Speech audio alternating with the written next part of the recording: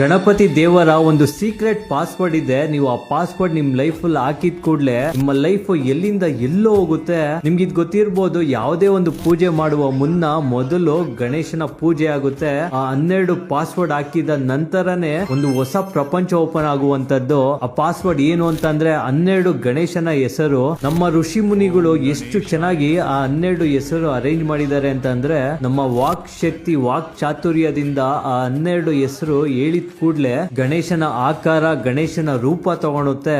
ಆ 12 ಗಣೇಶನ ಹೆಸರು ಏನು ಅಂತಂದ್ರೆ ಸುಮುಖ, ಏಕದಂತ, ಕಪಿಲ, ಗಜಾಕರ್ಣ, ಲಂಬೋದರ, ವಿಕಟ, ವಿಘ್ನರಾಜ, ಧೂಮ್ರವರ್ಣ, ಬಾಲಚಂದ್ರ, ವಿನಾಯಕ, ಗಣಪತಿ, ಗಜಾನನ.